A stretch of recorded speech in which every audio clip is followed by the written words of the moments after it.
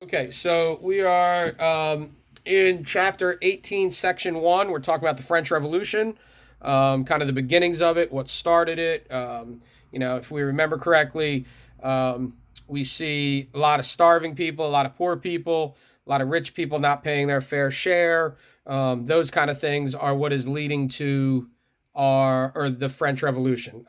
Similar to what we are seeing in our country a lot today, right? I mean, this is stuff that we see today. Hopefully, we can get past it without a revolution. But a lot of the similar things that we see. So, I always joke about this. Why do we study history? Well, because if we don't, we're kind of doomed to repeat it. All right. So here we are.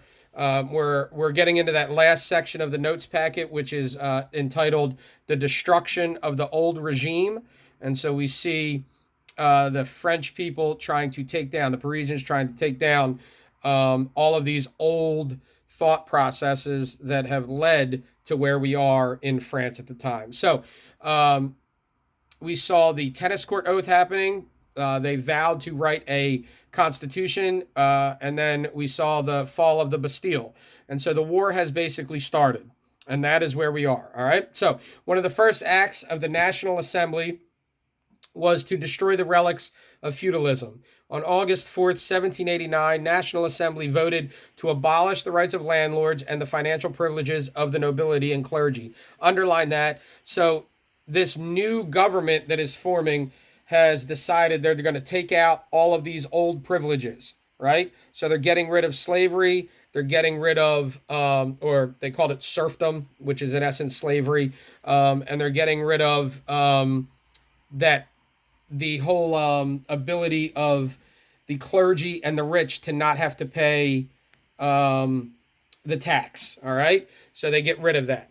All right. On August 26th, the National Assembly adopted what was called the Declaration of the Rights of Man and Citizen. The rights of man and the citizen. You can underline that.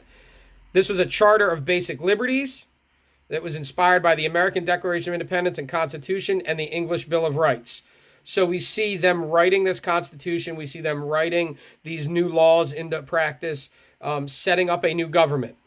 It proclaimed, and you can underline this, freedom and equal rights for all men, access to public office based on talent, and an end to the exemption from taxation. So up until this time, you basically got what you got because you were born into it, right? You could gain an office because you were born into it. We've seen this before. I die, my son takes the office. If I was king, he becomes king.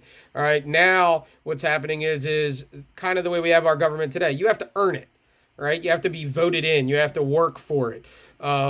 And so we see it's based on your gifts, not necessarily your station in life of where you're born. All citizens were to have the right to take part in making of laws. Freedom of speech and press were granted and guaranteed. So, very important things that we see in our Constitution. The guarantee of equal rights did not include, however, guess who? Women. All right. So, again, we see women being left out of these equations. All right. They're not even thought of in these equations, which is sad. It makes no sense except we're viewing it through our lens of what our world looks like today. Back then, that was very commonplace.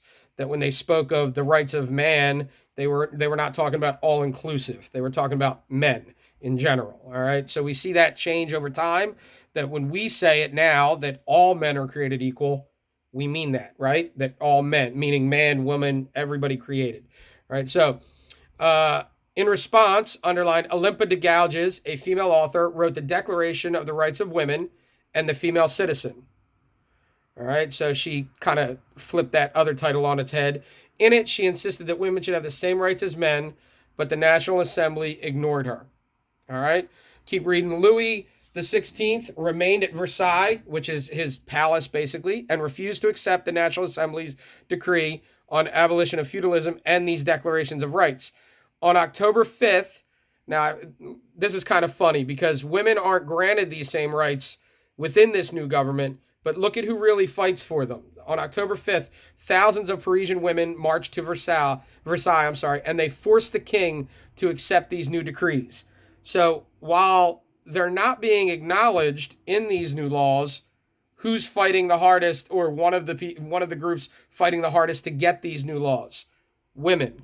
They go to the castle, they risk their lives, and they force the king to create or to accept these laws into existence.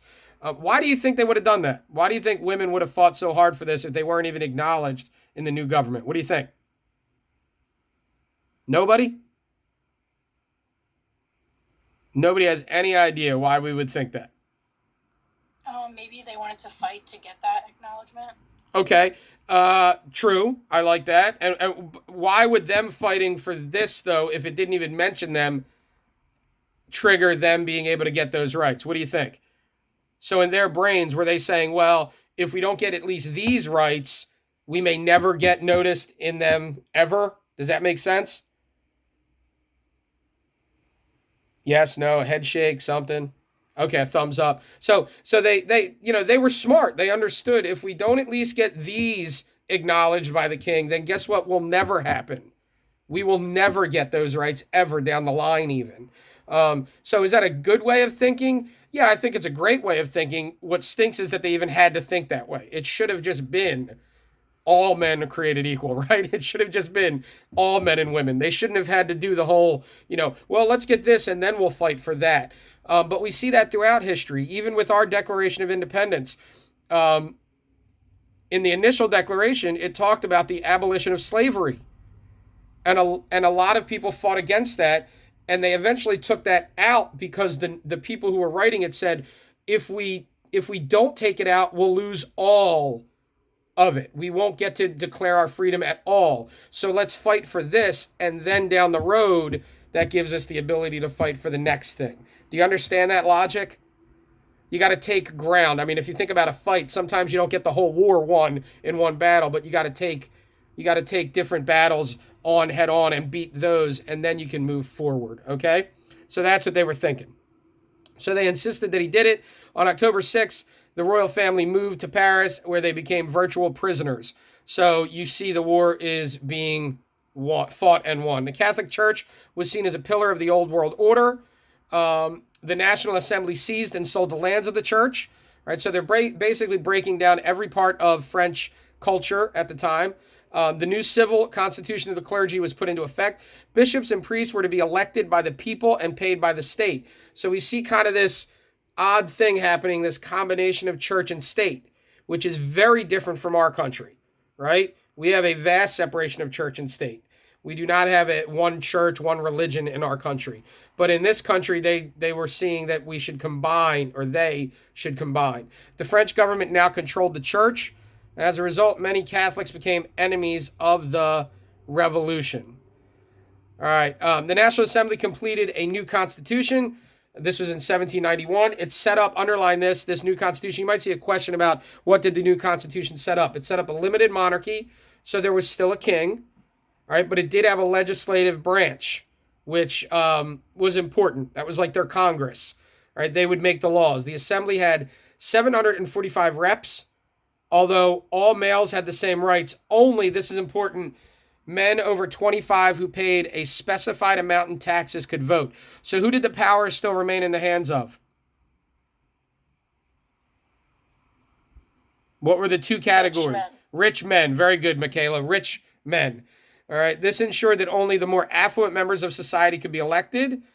By 1791, the old order had been destroyed, but many people opposed even this new order. So we see something new, and people are still not very happy with it.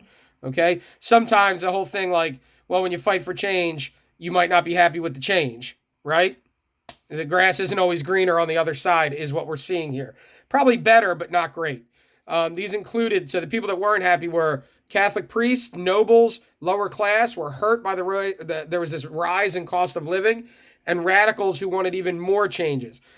There's this thought process that no matter what you change, it will never be enough.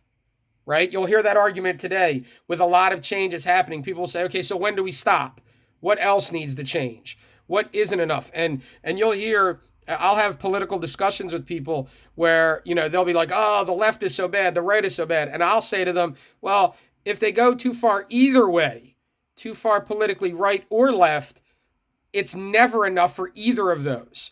And so you're always going to be seeing people on both sides far right, far left, really arguing for we want more, we want more, we want more, because it's never enough. It's a constant feeding of the beast, if you will.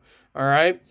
You even have, like today we have we have a left president, a Democrat president, and a lot of his people are saying he's not even pushing far enough left. See what I'm saying? How it's never enough. When we had a right-leaning president, a Republican-leaning president, you saw a lot of people saying he should be doing more. It's never enough when you get into this kind of change. There's always going to be these extreme people on both sides wanting more, more, more. I think they just signed into, or they're trying to push forward in our country today, reform on student loan debt. I think President Biden pushed for like 72. I might get this number wrong. I didn't research it a ton, but 72,000 people are getting student loan relief. All right. That's a lot of people. All right. It might be more than that, but I think I remember seeing that number. But a lot of people on his side, farther left than him, are saying it should have been more. You should have wiped out all student debt. So when you ask when is enough, there's always going to be that kind of argument. Never. We want more, more, more. Do we understand that? So that's what we see. Some people are happy with the changes, but not everybody. Some European leaders began to fear these revolutions. They spread to other countries. We talked about that the other day. The rulers of Austria and Prussia tried to use force to restore Louis XVI back to power. So we see other countries coming in trying to help Louis get back into power. The Legislative Assembly declared war on Austria. So now we see France going to war with other countries. The French did not do well in this, all right, because they weren't really set up as a very strong government yet. Then we see a group in August, a radical political group called themselves a commune. All right, many of the members of the Paris Commune called themselves the sans culottes, which means without breeches. Meaning, not that they weren't, breeches is another word for like pants. It didn't mean that they were running around with no pants on. All right, that would be weird. I wouldn't be able to take you very seriously. What it meant was that they didn't put on like false airs. They weren't rich. They weren't wearing the fine clothes, but they wanted France to be strong. They were just ordinary people fighting for France. All right, they attacked the royal palace, the legislative assembly. They took the king captive again, and they forced the legislative assembly to suspend the monarchy, and they called for a new convention. So we see this constant turmoil, uproar. All right, and then we would see that this new convention get chose on universal male suffrage. Universal meaning all men would be able to vote. All right, so we see a breakdown. Now, there's a major difference here between our revolution and this revolution. In our revolution, we revolted, we won, and then what? We kind of just set up the government and it rolled, correct?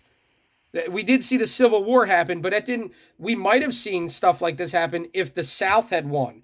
We would have seen a new government set up. But we have had the same government since the dawn of our country. Do we understand that? And that lends itself to some stability.